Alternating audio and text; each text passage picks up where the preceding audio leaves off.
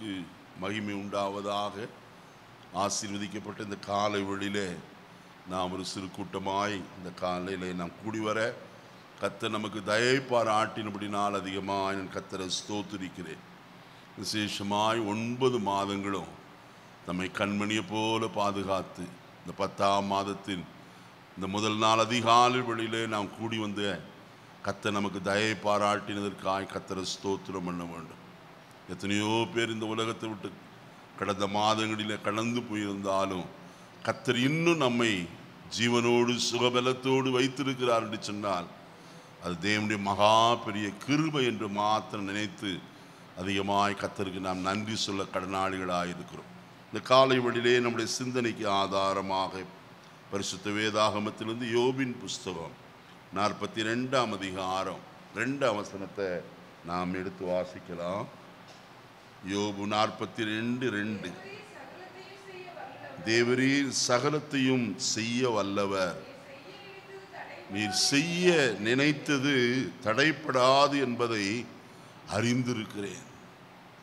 ஜெபிப்போமா. பரலோகத்தின் நல்ல பிதாவே, நல்ல வேளைக்காய் ஸ்தோத்திரம். இன்றைக்கும் இந்த 10ஆம் மாதத்துக்குரிய ஆண்டவரே உம்முடைய வார்த்தைக்காய் நாங்கள் உமக்கு நன்றி சொல்லுகிறோம். எங்களோடு நீர் பேசும் ஆவியானவர் கிரியை செய்வீராக. அடியேனை முற்றிலுமாய் தாழ்த்தி அர்ப்பணிக்கிற ஆண்டவரே, உம்முடைய கிரியைகளை விளங்கப்படணும். உம்முடைய கரத்தில் அர்ப்பணிக்கிற மறுபடியும் ஆசீர்வதியும் இயேசுவின் நாமத்தில் பிதாவே, ஆமென். மறுபடியும் வசனத்தை வாசிப்போமா. தேவரீர் சகலத்தையும் செய்ய வல்லவர், நீர் செய்ய நினைத்தது தடைப்படாது என்பதை அறிந்திருக்கிறேன். பக்தனாயி யோபு உத்தமனும் சன்மார்க்கனும் தேவனுக்கு பயந்து பொல்லாப்புக்கு விலகிற ஒரு தேவ மனுஷனாய் காணப்பட்டார். அவனுடைய வாழ்க்கையில் வந்த பாடுகள், சோதனைகள், நெருக்கங்கள் எல்லாம் நாம் அறிந்திருக்கிறதே. ஆனால் அது எல்லாவற்றுக்கும் முடிவாக கர்த்தர் அவனோடு கூட கேள்விகளை கேட்கிறத நாம் பார்க்கிறோம். அங்கே கர்த்தர் சில அதிகாரங்களிலே யோபோடு கூட பலவிதமான கேள்விகளை அவர் கேட்கிறவராய் காணப்பட்டார். அதற்கு பின்புதான் யோபு கர்த்தரை பார்த்து சொல்கிறார், தேவரீர் நீர் சகலவற்றையும் செய்ய எப்படிப்பட்டவர், வல்லவராயிருக்கிறீர். நீர் செய்ய நினைக்கிறது ஒருபோதும் என்ன செய்யாது, தடைப்படவே தடைப்படாது. நம்மை குறித்த தேவ திட்டம் ஒரு நாளும் தடைப்படாது. காரணம், அவர் நம்முடைய வாழ்க்கையில் எதை செய்ய தீர்மானித்திருக்கிறாரோ அதை நிச்சயமாய் செய்து முடிக்கிற தேவனாய் காணப்படுவார். சத்துரு தடைகளை கொண்டு வந்தாலும் ஒரு நாளும் கர்த்தர் தாம் செய்ய நினைத்திருக்கிறதை செய்யாமல் விடவே மாட்டார். அதை நிச்சயம் செய்து முடிக்கிற தேவனாயிருக்கிறார். இந்த காலையிலே அவரை குறித்து தான் சில காரியங்களை நாம் சற்று சிந்திக்க போகிறோம். தேவரீர் சகலத்தையும் செய்ய நீர் எப்படிப்பட்டவர், வல்லவர்.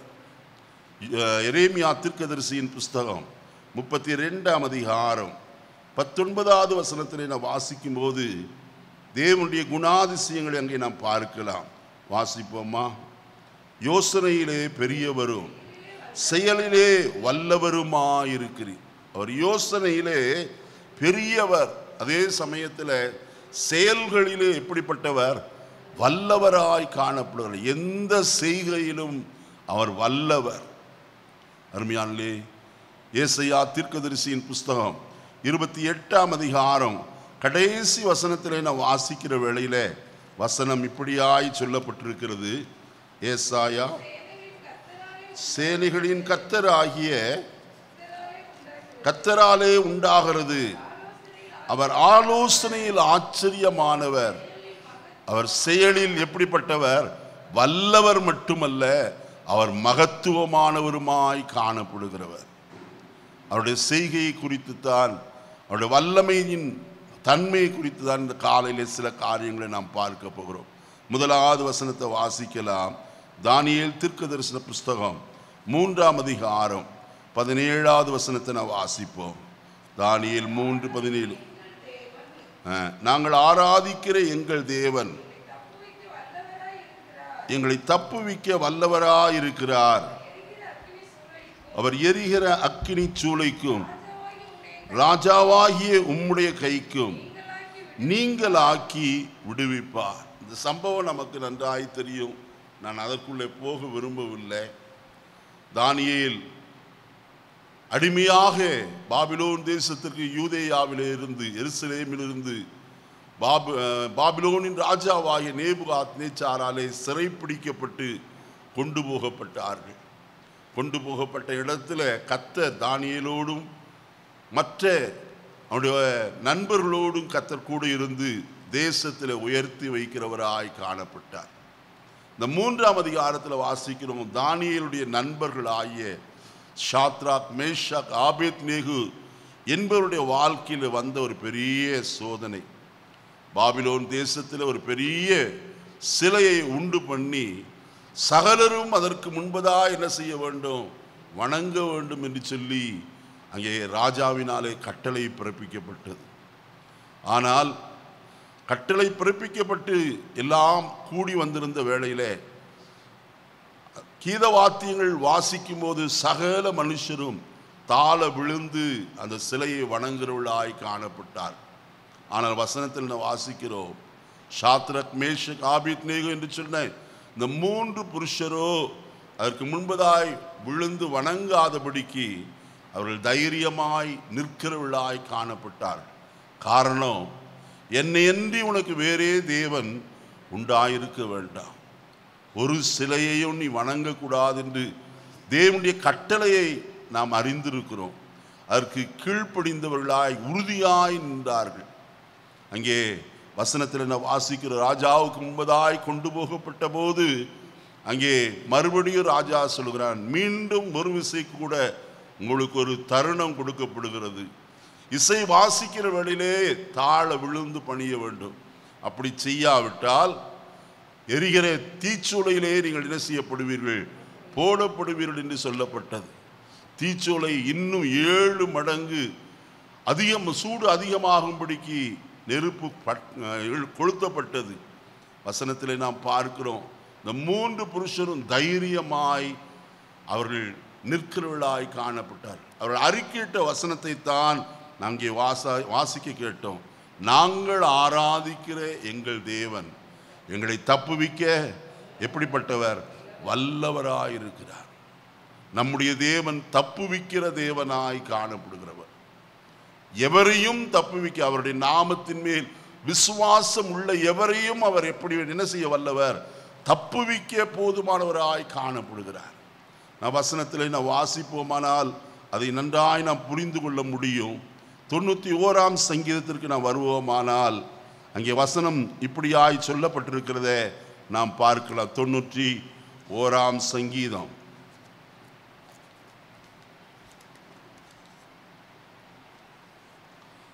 வாசிப்போமா? கர்த்தருடைய வசனத்தை 3வது வசனத்தை வாசியுங்கள்.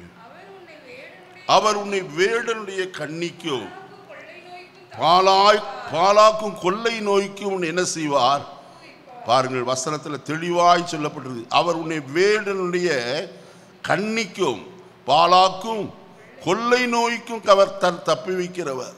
ராஜாவுடைய கோபத்துக்கு மட்டுமல்ல, அவர் வேடனுடைய கண்ணிக்கும் கொள்ளை நோய்க்கும் என்ன செய்கிறவர், தப்புவிக்கிற தேவனாய் இருக்கிறார். இன்னொரு வசனத்தையும் நான் வாசிப்போமே. 2 கொரிந்தியர் 1ஆம் அதிகாரம் 10ஆம் வசனத்தை நான் வாசிப்போமா? 9லிருந்தே வாசிக்கலாம். 2 கொரிந்தியர் 1ஆம் அதிகாரம் 9, 10 வசனம். நாங்கள் எங்கள் மேல் நம்பிக்கையாயிராமல் மரித்தோரை எழுப்புகிற தேவன் மேல் நம்பிக்கையாய் இருக்கத்தக்கதாக மரணம் வரும் என்று நாங்கள் எங்களுக்குள்ளே நிச்சயித்திருந்தோம். அப்படிப்பட்ட மரணத்தினின்றும் அவர் எங்களை தப்புவித்தார், இப்பொழுதும் தப்புவிக்கிறார், இன்னும் தப்புவிப்பார் என்று என்ன செய்கிறோம்? அவரை நம்பி இருக்கிறோம். வேற யார் மேலும் எங்களுடைய நம்பிக்கை இல்லை. எங்களுடைய நம்பிக்கை எல்லாம் யார் என்றால், எங்களை அழைத்த, எங்களை தெரிந்து கொண்ட, எங்களை அபிஷேகித்த, இதுவரைக்கு எங்களை காத்து பரிபாலித்து வருகிற கர்த்தர் மேல் மாத்திரம் காணப்படுகிறது என்று உறுதியாய் அறிக்கை செய்தார். நம்முடைய தேவன் தப்புவிக்க வல்லவராயிருக்கிறார். எந்த சூழ்நிலையாயிருந்தால், என்ன பிரச்சனைகள் காணப்பட்டாலும் அவர் தப்புவிக்க போதுமானவர். எசேக்கியா ராஜாவுக்கு விரோதமாய் சனகரிப்பு ஒரு பெரிய கூட்டத்தோடு வருகிறவனாய் காணப்பட்டார். அங்கே ரப்சாக்கே என்று சொல்லப்பட்டதானே அந்த சனகரிப்பின் தளபதி இவ்விதமாய் சொன்னான், அங்கே உங்கள் இஸ்ரவேலின் தேவன் உங்களை என் கைக்கு தப்புவிப்பார் என்று எசேக்கியா சொல்லுகிறது என்ன செய்ய வேண்டாம், நம்பாதிருங்கள் என்று சொன்னார். மாத்திரமல்ல, தேவனை மற்ற விக்கிரகங்களுக்கு ஒப்பாய் அவன் மிகவும் கீழ்ப்படுத்தி பேசுகிறவனாய் காணப்பட்டார். எசேக்கியாவும் ஏசாயா தீர்க்கதரிசியும் வானத்தை நோக்கி பார்த்து ஜெபிக்கிறவர்களாய் காணப்பட்டார்கள். கர்த்தருடைய வார்த்தையை நாம் வாசிக்கும் போது வசனம் சொல்கிறது, கர்த்தர் ஒரு தூதனை அனுப்பி என்ன செய்தாராம், அங்கு 1,85,000 பேரை என்ன செய்தார், சங்கரிக்கிறவராய் காணப்பட்டார் என்று சொல்லி நாம் கர்த்தருடைய வசனத்தில் என்ன வாசிக்கும் போது அறிந்து கொள்ள முடியும். 2 நாளாகமத்தின் புஸ்தகம், 2 நாளாகமத்தின் புஸ்தகம் வாசிப்போமா? 2 நாளாகமம் 32ஆம் அதிகாரம் 19வது வசனத்திலிருந்து வாசிப்போம்.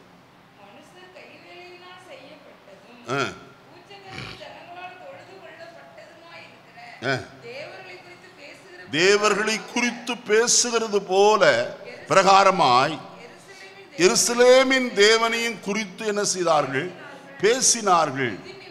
இது நிமித்தம் எசேக்கியாவும் பிரார்த்தித்து வானத்தை நோக்கி அபயமிட்டார்கள். அப்பொழுது கர்த்தர் ஒரு தூதனை அனுப்பினார். அவன் அசீரியருடைய ராஜாவின் பாளையத்தில் உள்ள சகல பராக்கிரமசாலிகளையும் தலைவரையும் சேனாதிபதிகளையும் அதம் பண்ணினான். செத்த முகமாய் தன் தேசத்துக்கு என்ன செய்தான் பாருங்கள், கர்த்தர் தப்புவிக்க போதுமானவராய் காணப்பட்டார். பெரிய சேனை தான். எருசலேமை சுற்றிலும் அநேக மாதங்கள் முற்றுகை போட்டார்கள். ஆனாலும் கர்த்தர் எசேக்கியாவின் பட்சத்தில் நின்று அவனுடைய ஜெபத்தை கர்த்தர் கேட்டு அவனை தப்புவிக்கிறவராய் காணப்பட்டார். அவனை மட்டுமல்ல, இஸ்ரவேலின் முழு ஜனக்கூட்டத்தையும் கர்த்தர் என்ன செய்தார், தப்புவித்தார் என்று கர்த்தருடைய வேதம் சொல்கிறது. இந்த காலை வேளையிலே என்னை கேட்கிற கர்த்தருடைய ஜனமே, எந்த காரியத்திலும் நம்மை தப்புவிக்க கர்த்தர் எப்படிப்பட்டவர், வல்லவர். 2வது காரியத்துக்குள்ள பிரவேசிப்போம். எபிரேயருக்கு எழுதின நிருபம் 2ஆம் அதிகாரம் 18வது வசனத்தை வாசிப்போமா? எபிரேயர் 2ஆம் அதிகாரம் 18.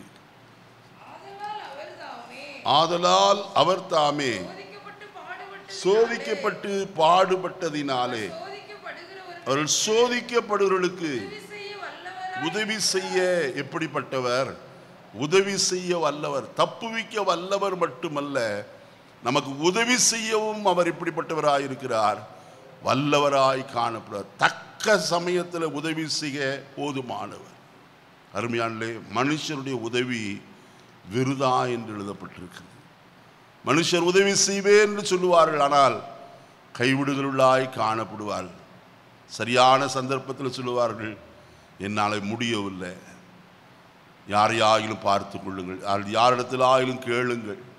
ஆனால் ஒன்று, கர்த்தரை நோக்கி எந்த ஒரு மனுஷன் உண்மையாக நோக்கி கூப்பிடுகிறானோ அவனுக்கு தக்க சமயத்தில் கர்த்தர் எப்படிப்பட்டவராயிருக்கிறார், உதவி செய்ய வல்லவராய் காணப்படுகிறார்.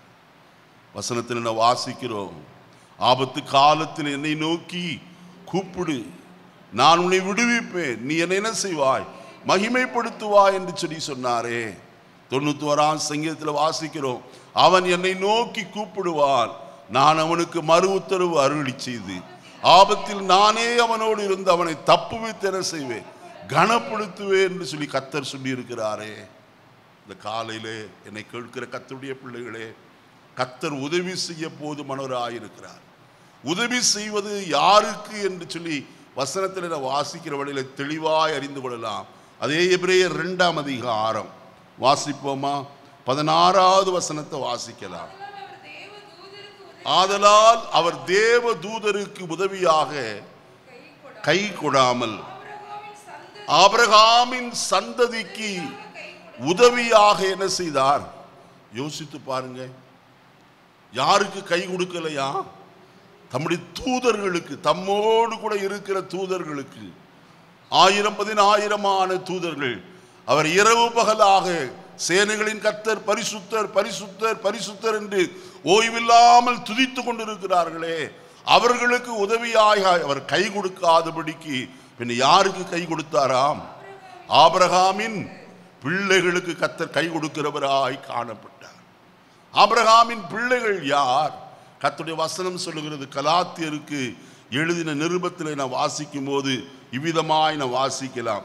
வாசிப்போமா? கலாத்தியர் 3ஆம் அதிகாரம் 6வது வசனத்தை வாசிப்போம். அப்படியே ஆபிரகாம் தேவனை விசுவாசித்தான், அது அவனுக்கு நீதியாக எண்ணப்பட்டது. ஆகையால் விசுவாச மார்க்கத்தார்கள் எவர்களோ அவர்களே ஆபிரகாமின் பிள்ளைகள் என்று. யார் ஆபிரகாமின் பிள்ளைகள்? அநேகர் சொல்லி நாங்கள் ஆபிரகாமின் பிள்ளைகள், நாங்கள் ஆபிரகாமுடைய வம்சவழியிலே வந்தவர்கள் என்று சொல்லி மாறுதட்டி பேசுகிறவர்களாய் இயேசுவுக்கு முன்பதாய் காணப்பட்டார்கள். ஆனால் அப்போஸ்தலனாகிய பவுல் இங்கே சொல்லும்போது வசனத்தில் சொல்கிறார், அங்கே விசுவாச மார்க்கத்தார்கள் எவர்களோ அவர்களே ஆபிரகாமின் பிள்ளைகள் என்று என்ன செய்வீர்களாக அறிவீர்கள். விசுவாச மார்க்கத்தார் என்றால் என்ன? ஆபிரகாம் தேவனை விசுவாசித்தான், அது அவனுக்கு நீதியாக எண்ணப்பட்டது. எபிரேயருக்கு எழுதின நிருபத்தில் என்ன வாசிக்கும் போது கர்த்தர் ஆபிரகாமை அழைத்த போது 11ஆம் அதிகாரம் 8வது வசனத்தை வாசிப்போமா? எபிரேயர் 11:8. விசுவாசத்தினாலே ஆபிரகாம் தான் சுதந்திரமாக பெறப்போகிற தேசத்துக்கு அழைக்கப்பட்ட போது கீழ்ப்படிந்து தான் போகும் இடம் இன்னதென்று அறியாமல். பார்த்தீங்களா? அவன் கர்த்தரிடத்துல ஒரு கேள்வி கேட்கல, எங்கேயா போகணும்? கர்த்தர் சொன்னார், நான் உனக்கு காண்பிக்கும் தேசத்துக்கு என்ன செய், போ. கர்த்தர் அவனை நடத்துகிறவராய், விசுவாசத்தின் கண்களை உடையவனாய், கர்த்தர் மேல விசுவாசம் உள்ளவனாய் காணப்பட்டான். காரணம், அவனை கர்த்தர் சந்தித்தாரே, அந்த தேவன் எப்படிப்பட்டவரா? சாதாரணமானவர் அல்ல. அதை குறித்து கர்த்தருடைய வேதத்தில் என்ன வாசிக்கும் போது அப்போஸ்தலர் நடபடிகளின் புஸ்தகம் 7ஆம் அதிகாரம் முதல் 2 வசனத்தில் இப்படி வாசிக்கிறோம். அப்போஸ்தலர் 7ஆம் அதிகாரம் முதல் 2. அவரை நோக்கி, காரியம் இப்படியா இருக்கிறது என்று கேட்டான். அதற்கு அவன், சகோதரே பிதாக்களே கேளுங்கள், நம்முடைய பிதாவாகிய ஆபிரகாம் காரான் ஊரிலே குடியிருப்பதற்கு முன்னே மெசொப்பொத்தாமியா நாட்டிலே இருக்கும்போது மகிமையின் தேவன் அவனுக்கு என்ன செய்து, தரிசனமானவர் சாதாரணமானவர் அல்ல, மகிமையின் தேவன். ஆங்கிலத்தில் குளோரியஸ் காட் என்று எழுதப்பட்டிருக்கு. மகிமையுள்ள கர்த்தர். அது அப்போஸ்தலனாகிய பவுலடியார் தீமோத்தேயுக்கு எழுதும் போது, ஒருவரும் சேரக்கூடாத ஒளியிலே அவர் என்ன செய்கிறவர்? வாசமாயிருக்கிறவர். மனுஷரில் ஒருவரும் கண்டிராதவரும் காணக்கூடாதவருமாயிருக்கிறவர். அப்படிப்பட்ட தேவன் ஒரு சாதாரண மனுஷனாகிய, விக்கிரகத்தை சேவித்து விக்கிரகத்தை உண்டு பண்ணி விற்கிற ஒரு குடும்பத்தில் பிறந்த ஆபிரகாமுக்கு என்ன செய்தார்? தரிசனமானார்.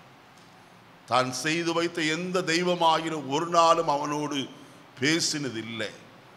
இப்பொழுது ஆச்சரியம், தன்னோடு இவ்வளவு மகிமையுள்ள கர்த்தர் என்னோடு கூட என்ன செய்கிறாரே பேச. உடனே விசுவாசித்தான். அவன் புறப்பட்டு போகிறவனாய் காணப்பட்டான். அப்படிப்பட்ட விசுவாசம் நமக்குள்ளே தேவை. விசுவாசம் எப்படி வரும்?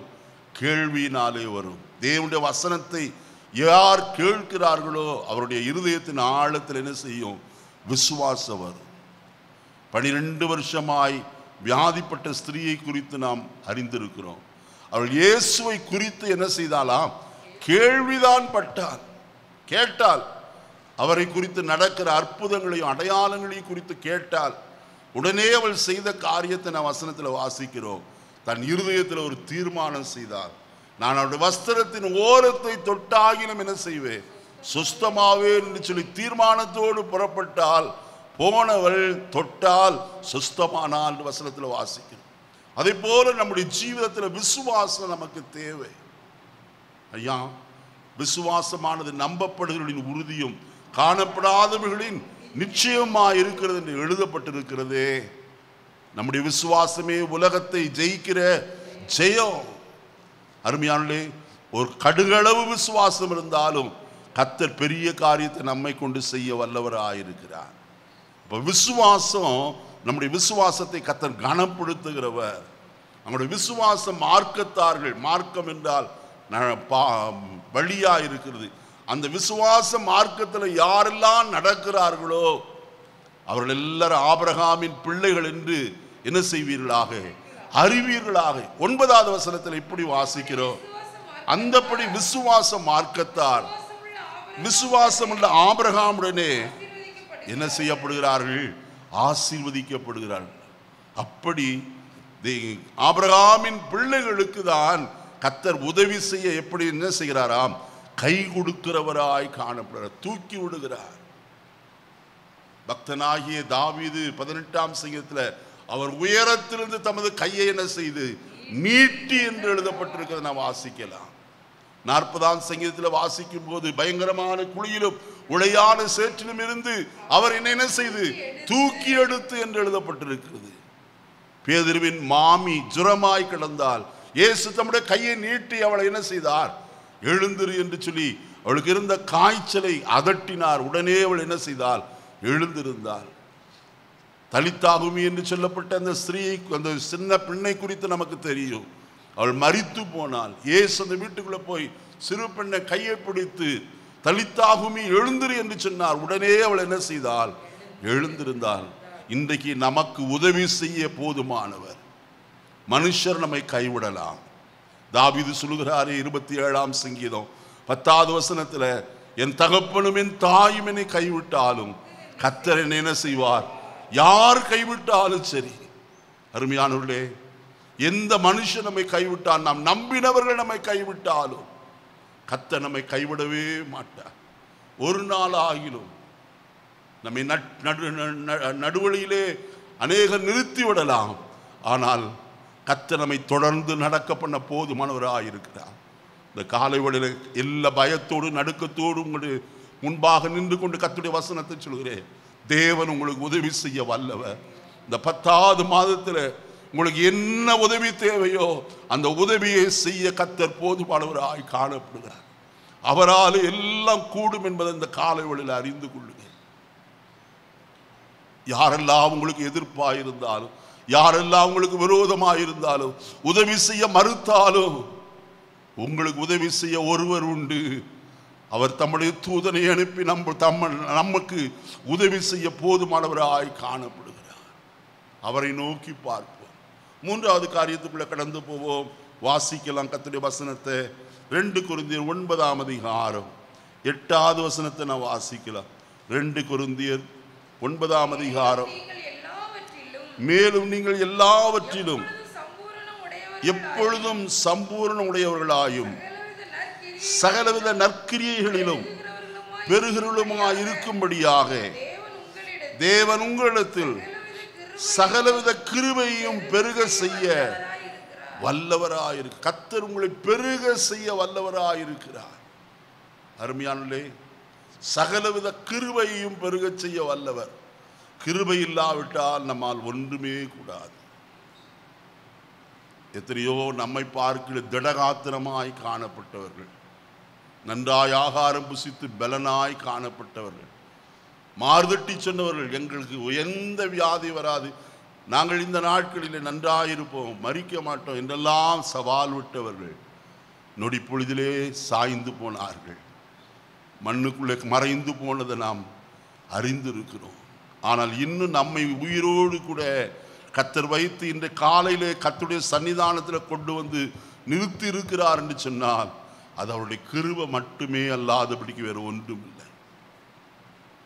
தாவீது சொல்லும்போது சொல்லுவார், தேவனே உம்முடைய கிருபையை நம்பி இருக்கிறேன். உம்முடைய ஆலயத்திலே உம்முடைய கிருபையை நான் என்ன செய்கிறேன், சிந்தித்து கொண்டிருக்கிறேன் என்று சொல்லுவார். நாம் நிர்மூலமாகாதிருப்பது அவருடைய கிருபையே. அவருடைய இரக்கங்களுக்கு என்ன இல்லை, முடிவில்லை. நாம் ஒவ்வொரு நாளும் கர்த்தருடைய கிருபையை சார்ந்திருக்க வேண்டும். நம்முடைய பலத்தையோ நம்முடைய சாமர்த்தியத்தையோ அல்லது நம்முடைய திறமைகளையோ அல்லது நமக்கு உண்டாயிருக்கிற ஆஸ்தியோ சம்பத்தோ ஒன்றுமல்ல. தேவனுடைய சுத்த கிருபையை மட்டும் நாம் நம்பி இருப்போம். அந்த கிருபை நமக்குள்ளே பெருக வேண்டுமானால் கர்த்தருடைய வசனத்தில் நான் வாசிக்கும் போது இப்படியாய் வாசிக்கிற 2 கொரிந்தியர்ல கர்த்தருடைய வசனம் சொல்கிறது, ஸ்தோத்திரத்தினாலே கிருபை என்ன செய்யுமா, பெருகும் என்று எழுதப்பட்டிருக்கிறது. ஸ்தோத்திரம் யார் செய்கிறார்களோ அவர்களுடைய வாழ்க்கையில தேவனுடைய கிருபை என்ன செய்யும், பெருகும். வேற ஒன்றும் சொல்ல வேண்டியதில்லை. ஸ்தோத்திரம் ஸ்தோத்திரம் என்று சொன்னால் போதும். நான் கர்த்தரை ஸ்தோத்தரிக்க அவருடைய கிருபை ஒவ்வொரு நாளும் நமக்கு என்ன செய்யும், பெருகிறதாய் காணப்படும். கர்த்தர் பெருக்கத்தின் தேவனாய் காணப்படுகிறவர். கர்த்தருடைய வசனத்தில் நாம் வாசிக்கும் போது எபிரேயர் 6ஆம் அதிகாரம் 14வது வசனத்தில் கர்த்தர் ஆபிரகாமை பார்த்து சொன்ன ஒரு வார்த்தை, நிச்சயமாக நான் உன்னை ஆசீர்வதித்து உன்னை பெருக பண்ணுவேன் என்று கர்த்தர் சொன்னார்.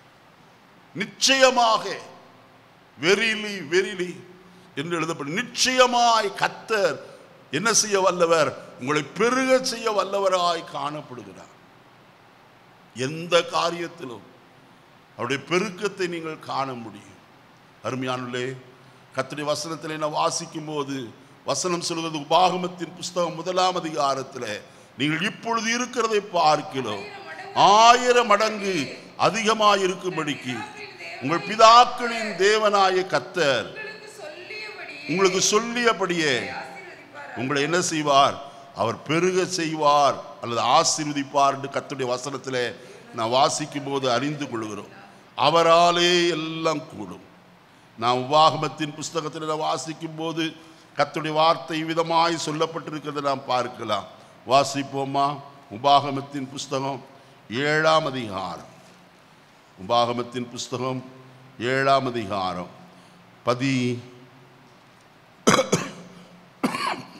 13வது வசனத்திலிருந்து வாசிப்போம்.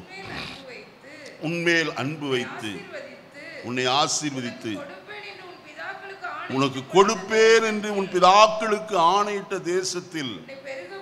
பாருங்க, இங்க வசனத்தில் சொல்லப்பட்டிருக்கிற காரியத்தை நன்றாய் கவனிப்போம். உன்னிடத்தில் என்ன செய்து அன்பு வைத்து. கர்த்தர் உன்மேல் அன்பாயிருக்கிறார். அவர் உன்னை வெறுத்து விடவே இல்லை. பாவி என்று அவர் உன்னை தள்ளாத கர்த்தர்.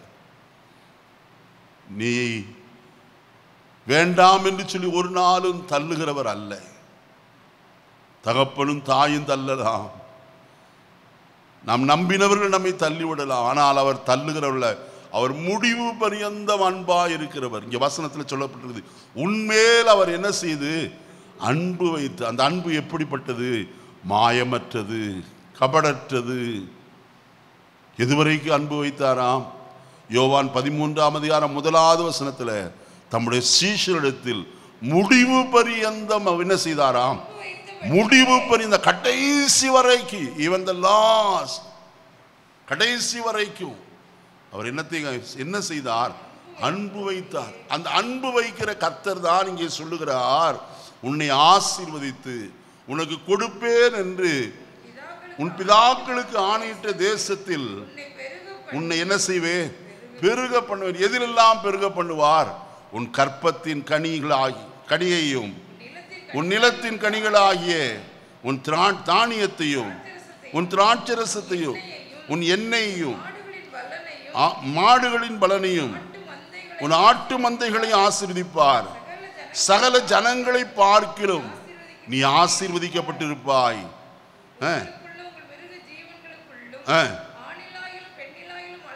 பார்த்தீங்களா? கர்த்தருடைய வார்த்தை எவ்வளவாய் நம்மோடு கூட இந்த காலையில் கடந்து வருகிறது. அவர் பெருக செய்ய வல்லவர். எப்படி பெருக செய்கிறார்? வசனத்தில் என்னென்னலாம் பெருக செய்தார் வசனத்தில் வாசித்தோம். எரேமியா தீர்க்கதரிசியின் புஸ்தகம் 33ஆம் அதிகாரம் 22வது வசனத்தை வாசிப்போம். எரேமியா 33. வானத்தின் நட்சத்திரங்கள் எண்ணப்படாததும் கடற்கரை மணல் அளக்கப்படாததுமாய் இருக்கிறது போல நான் என் தாசனாகிய தாவீதின் சந்ததியையும் எனக்கு ஊழியம் செய்கிற லேவியரையும் என்ன செய்வேன், பெருக பண்ணுவேன் என்று கர்த்தர் சொல்கிறார் எழுதப்பட்டிருக்கு. அவர் வர்த்திக்க செய்கிற கர்த்தர். யாரை? ரெண்டு காரியம் அங்கே சொல்லப்பட்டிருக்கிறது. ஒன்று, என் தாசனாகிய தாவீதின் சந்ததி என்று எழுதப்பட்டிருக்கிறது. தாவீதின் சந்ததியிலே கிறிஸ்து பிறந்த நமக்கு நன்றாய் தெரியும். இப்ப தாவீதின் சந்ததி என்று சொல்கிறாரே, ஏன் அப்படி சொல்கிறார்? தாவீது தன் ஜீவிதத்தில் தேவனுடைய இருதயத்திற்கு ஏற்றவனாய் காணப்பட்டான். எதினாலே? கர்த்தரை எப்போதும் துதிக்கிறதுனாலே.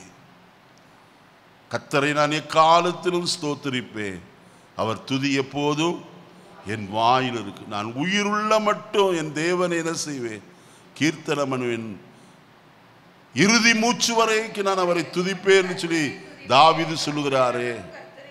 பாருங்கள், இந்த காலையிலே துதிக்கிற ஜனம் யாரோ அவர்களை கர்த்தர் எப்படி ஆசீர்வதிக்கிறார்?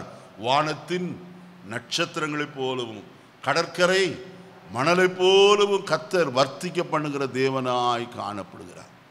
இந்த காலையிலே என்னுடைய வார்த்தைகளை சுருக்கி நான் நிறைவு செய்ய விரும்புகிறேன். அருமையான கர்த்தருடைய ஜனம், துதிப்போம். இந்த 10வது மாதத்தில் 9 மாதங்களும் கர்த்தர் நம்மை நடத்தி வந்த பாதைகளை திரும்பி பார்த்து அதிகமாய் கர்த்தரை ஸ்தோத்திரம் பண்ணி எத்தனை நன்மை அவருடைய கரத்திலிருந்து பெற்றிருக்கிறோம். அந்த நன்மைகளுக்காக கர்த்தரை ஸ்தோத்திரம் பண்ணுவோம். ஒரே ஒரு காரியத்தை மட்டும் கடைசியில் நான் சொல்லி நிறுத்த விரும்புகிறேன். ரோமருக்கு எழுதின நிருபம் 14ஆம் அதிகாரம் 4ஆம் வசனத்தை நான் வாசிப்போம். ரோமர் 14:4.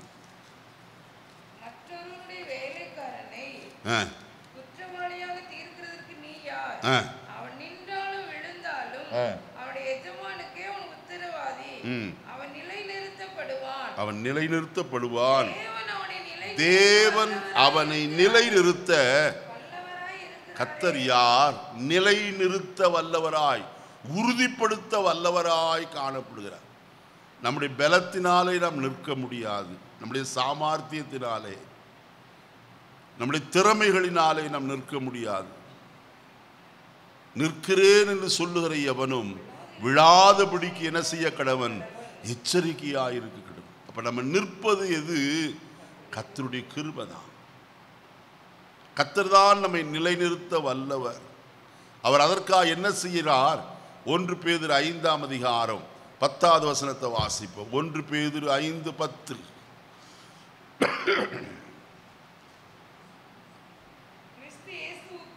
கிறிஸ்து இயேசுவுக்குள் நம்மை தமது தித்திய மகிமைக்கு அழைத்தவராயிருக்கிற சகல கிருபையும் பொருந்திய தேவன் தாமே கொஞ்ச காலம் பாடு அனுபவிக்கிற உங்களுக்கு உங்களை சீர்படுத்தி ஸ்திரப்படுத்தி பலப்படுத்தி என்ன செய்வாராக? நிலைநிறுத்துவாராக என்று எழுதப்பட்டிருக்கிறது. அருமையானே, கொஞ்ச காலம் பாடு அனுபவிக்கிற உங்களை அவர் முதலாவது என்ன செய்கிறாராம்? சீர்படுத்தி, அடுத்தது ஸ்திரப்படுத்தி, அடுத்து பலப்படுத்தி, அடுத்து என்ன செய்கிறார்? நிலைநிறுத்துகிறவராய், உறுதியாய் நிற்க பண்ணுகிறவராய் காணப்படுகிறார். அருமையானே, தாவீது சொல்லும்போது சொல்லுவார், அவர் என்னை உளையான சேற்றிலிருந்து தூக்கி எடுத்து கன்மலையின் மேல் என்னை நிறுத்தி என் அடிகளை என்ன செய்து உறுதிப்படுத்தி என்று எழுதப்படுது. என் அடிகளை உறுதிப்படுத்தினார். நம்முடைய அடி உறுதியாக இருக்குமானால் நாம் ஒரு நாள் என்ன செய்ய மாட்டோம்? விழவே மாட்டோம். நிலைநிறுத்துகிற கர்த்தர். எதுவரைக்கும்? 1 யோவான் 2ஆம் அதிகாரம் கடைசி வசனத்தை வாசித்து முடிப்போம். 1 யோவான் 2 கடைசி. அதுக்கு முந்தின வசனம் வாசிங்கம்மா. இப்படி இருக்க பிள்ளைகளே, அவர் வெளிப்படும் போது நாமும் அவர் வருகையில் வெட்கப்பட்டு போகாமல் தைரியமுள்ளவர்களா இருக்கும்படிக்கு அவரில் என்ன செய்யுங்க? ஏன் நிலை நிற்க வேண்டும்? அவர் வருகையில் நாம் என்ன செய்யாதபடிக்கு, வெட்கப்பட்டு கைவிடப்பட்டு போய்விடாதபடிக்கு. அருமையானே, நம்முடைய ஜீவிதத்தில் கர்த்தர் வருகிறார் என்று சொல்லி நாம் எதிர்பார்த்து கொண்டிருக்கிறோம். சிமியோன் இஸ்ரவேலின் ஆறுதல் வரை இருந்தான், காத்திருக்கிறவனாய் காணப்பட்டார். அரிமத்தியா யோசேப்பு தேவனுடைய ராஜ்யம் வரை என்ன செய்திருந்தவன், காத்திருந்தவன். இன்றைக்கு நம்முடைய காத்திருப்பு எதற்கு? என்ன வர காத்திருக்கிறோம்? தேவராட்சியம் வர காத்திருக்கிறோமா? கிறிஸ்து வெளிப்படுவதை பார்க்க, அவரோடு சேர்க்கப்பட நாம் அவளோடு காணப்படுகிறோமா? அருமையானே, கிறிஸ்து சீக்கிரம் வருவார். இந்த உலகத்தினுடைய காரியங்கள் எல்லாம் அதற்கு அறிகுறியாய் காணப்படுகிறது. உலக நாடுகள் அஞ்சி இருக்கிற ஒரு பெரிய காரியம், இஸ்ரேலை சுற்றிலும் போருக்கு ஆயத்தமாக்கப்பட்ட பல ராஜ்யங்கள். உலக போர் வருமோ என்று சொல்லி அஞ்சி கொண்டிருக்கிற இந்த காலகட்டத்தில், இதற்கு முன்பு நம்முடைய மனவாளனா இயேசு மத்தியாகாயத்தில் வெளிப்பட முடியாய் வருகிறார். அவருடைய வருகையில் நாம் சேர்க்கப்படும்படிக்கு ஆவலோடு கூட காணப்படுவோம். அதனால் தான் கர்த்தருடைய வசனத்தில் வாசிக்கிறோம், பரிசுத்தம் உள்ளவன் இன்னும் என்ன செய்யட்டும், பரிசுத்தமாகட்டும். இன்னும் நம்முடைய பரிசுத்தத்தை வளர்த்தி கொள்வோம். கிறிஸ்துவுக்குள்ள உறுதியாய் காணப்படுவோம். ஜெபத்திலே உறுதியாய் தரித்திருப்போம். தெளிந்த புத்தி உள்ளவர்களாய் சாத்தானுடைய எந்த வஞ்சகத்திற்கும் நாம் அகப்படாதபடிக்கு அவனுடைய தந்திரங்களை அறிந்தவர்களாய் அவனுக்கு எதிர்த்து நின்று கிறிஸ்துவாய மணவாளன் வர எதிர்நோக்கி காத்திருக்கிற அந்த மணவாட்டியை போல நாம் இருப்போம். கிறிஸ்து வரும்போது நம்மையும் அவரோடு கூட என்ன செய்வார், சேர்த்து கொள்வார். அவருக்கு முன்பாக நாம் நிற்கும்படிக்கு, வெட்கப்பட்டு போகாமல் இருக்கும்படிக்கு என்ன செய்வாராம், நிலைநிறுத்த வல்லவராய் காணப்படுகிறார். நம்முடைய தலைகளை தாழ்த்துவோமா, கர்த்தரை நோக்கி பார்ப்போமா. பரலோகத்தின் நல்ல பிதாவே, நல்ல வேளைக்காய் ஸ்தோத்திரம். இந்த காலை வேளையில் எங்களோடு நீர் பேசின உங்களுடைய ஜீவனுள்ள வார்த்தைகளுக்காய் நாங்கள் நமக்கு நன்றி சொல்லுகிற ஆண்டவரே. அப்பா ஸ்தோத்திரிக்கிறோம். விசேஷமாய் இந்த காலை வேளையில் கர்த்தாவே ஸ்தோத்திரிக்கிறோம். நீர் எங்களுக்கு கர்த்தாவே தப்புவிக்க வல்லவராயும், உதவி செய்ய வல்லவராகவும், எங்களை பெருக செய்ய வல்லவராகவும், எங்களை நிலைநிறுத்த வல்லவராயும் இருக்கிற தேவனே, உம்முடைய கரங்களில் எங்களை தாழ்த்தி அர்ப்பணிக்கிறோம். உம்முடைய கிருபை தங்கி இருக்கட்டும். தொடர்ந்து எங்களோடு இடைப்படுவீராக. எடுக்கிற ஜெபத்தை கர்த்தர் கேட்டு ஆசீர்வதியும். இயேசுவின் நாமத்தில் பிதாவே.